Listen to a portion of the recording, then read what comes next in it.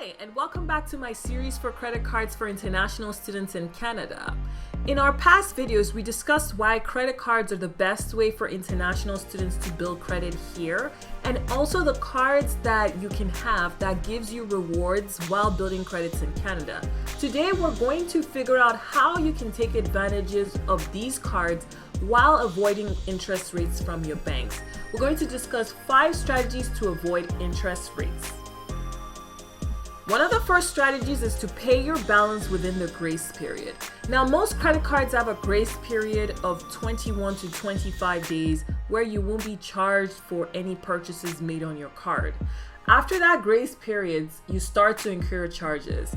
You can usually see these incurred charges after your billing cycle once you get your statement. Now, what is a billing cycle? A billing cycle is the length of time between your last statement closing date and the next statement. So in layman's terms, it's really the month of your loan. For instance, I have a BMO credit card and my billing cycle is between the 15th of this month to the 15th of the next month. And it goes like that for other billing cycles as well.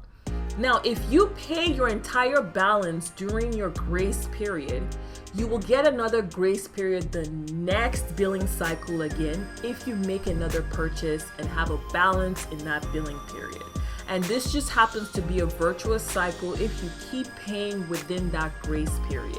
And that way you can always avoid paying interest. Now, the second strategy is to pay with your credit card and bill with your debit. So really what I mean is to use your credit card like a debit card. So you use your credit card anywhere where credit is accepted, and then set up your credit card as a bill payment in your checking account. Once you make a purchase with your credit card, you can instantly refund to that card using your checking and your savings account. And with some checkings and savings accounts, you can set up auto pay so that once you have a balance on your credit card, you can instantly get the money transferred from your checking account directly to your credit card. Now, what you want to note here is that you do not want to use your credit card to make cash-like transactions or ATM withdrawals. If you do that, you will be charged a cash advance fee and also cash advance interest rates. And those interest rates are usually higher than your regular interest rates. Plus, those interest rates do not have a grace period. You instantly start to accrue interest if you use cash-like transactions on your credit card. So you always want to use your debit card for any cash-like transactions. Now, the third strategy is that if you do not have the entire balance to pay back from the purchases that you've made during your grace period, you want to pay your credit card intermittently rather than monthly. The reason is that your interest rate on your credit card actually is calculated daily. So if you pay parts of those balance within the grace period and your billing cycle, the interest rates you would have incurred would be much lower than if you pay part of the balance or the balance of that card at the end of your billing cycle.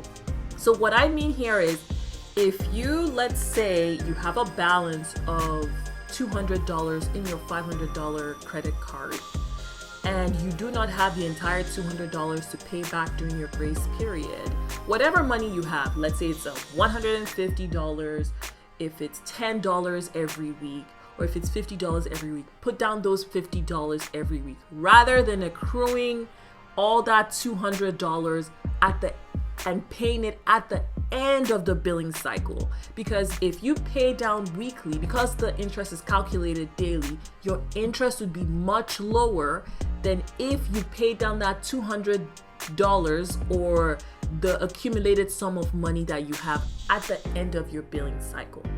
Now, the fourth strategy is to use within the utilization rate of your credit card and pay back that amount that you've used. Now, first, let me explain what a credit utilization rate is. Now, a credit utilization rate is how much you currently owe divided by your credit limit, which is usually expressed as a percentage.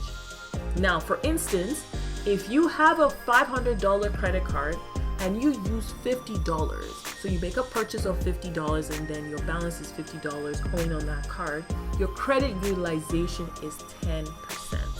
Now, what experts recommend and what is usually recommended even in the financial industry and usually within lenders is that to build credit and have a great score, you should always utilize no more than 30% of your credit limit. And this applies to bank loans in the form of car loans, in the form of student loans, in the form of other loans, even apart from your credit card.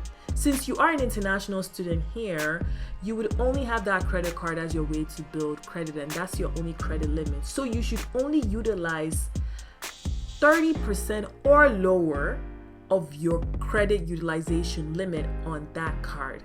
So if you're using a $500 credit card and that's the limit that you have, you want to use $150. Or if you have a $1,000 credit card, then you want to use only $300. Now, if you use within these amounts and you make purchases within these amounts, these are more manageable. And you can use strategy 1, which is pay your balance within the grace period. Or you can use strategy 3, which is pay your balance intermittently while building your credit score. Now, the 5th strategy is really just to hide the credit card or use it sparingly. So this strategy is really for people who cannot control themselves. So if you know that you are prone to spending what you do not have, so you are spending a credit card and you do not have the money to pay back that credit card, then what you want to do is you want to try and not use the card.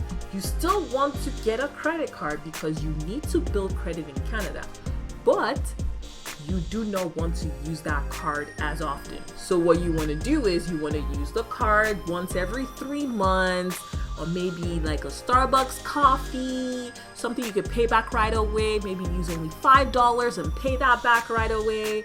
And the only reason why you want to use the card once every 3 months is that you want to avoid that card going inactive and possibly paying an inactive fee.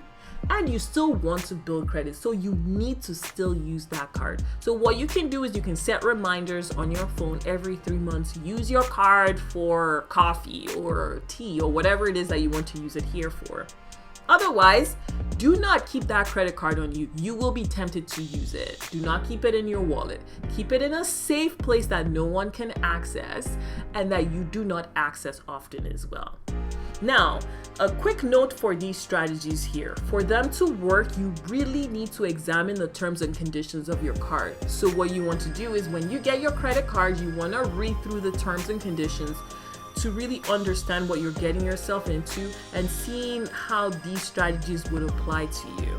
Now, if you enjoyed this video, don't forget to hit the like button and subscribe to my channel. Sign up for my waitlist on my workshop for avoiding thousands of dollars mistakes while studying in Canada. The link is in the description below. Thank you for watching.